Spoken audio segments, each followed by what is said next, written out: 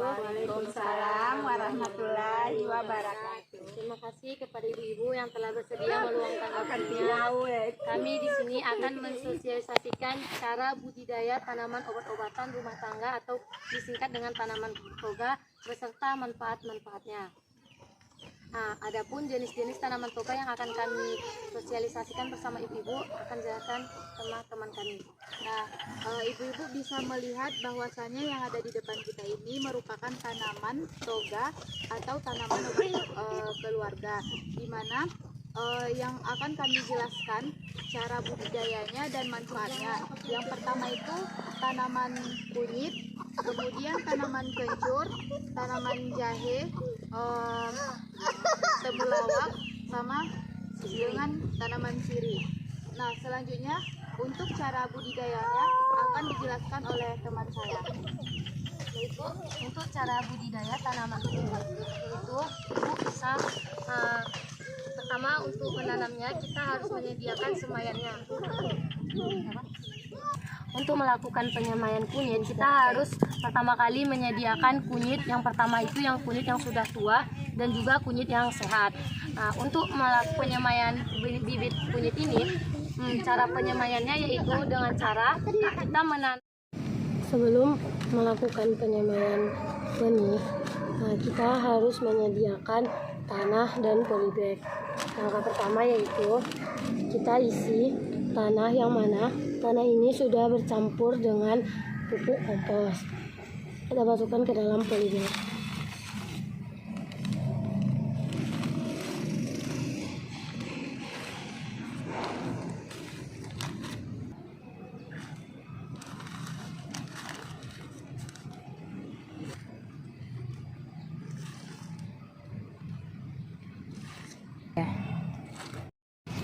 Setelah tadi kita memasukkan tanah ke dalam polybag, kemudian kita akan menyemai rimpang kunyit.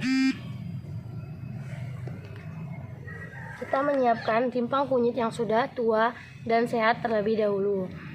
Setelah itu, kita menyemai rimpang kunyit. Pastikan dulu tanahnya lembab. Maka kita siram dulu terlebih dahulu.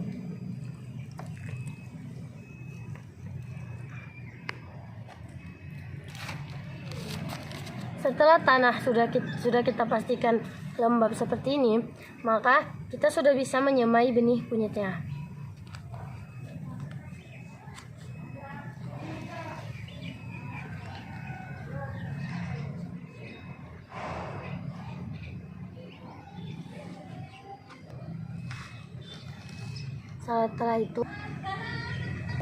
Setelah itu kita taburin rimpangnya dengan tanah secukupnya.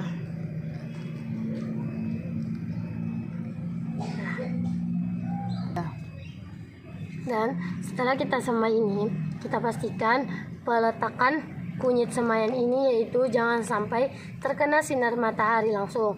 Maka kita bisa buat dengan membuat naungan ataupun di dalam tempat yang tidak terkena paparan sinar matahari langsung. Setelah benih semaian ini mencapai tinggi 10 cm, maka kita dapat memotongnya dan memindahkannya ke dalam polybag yang lebih besar lagi. Atau jika kita memiliki bedengan, maka kita bisa memindahkannya ke dalam bedengan yang sudah kita olah jika kita mau menanam dalam skala yang besar.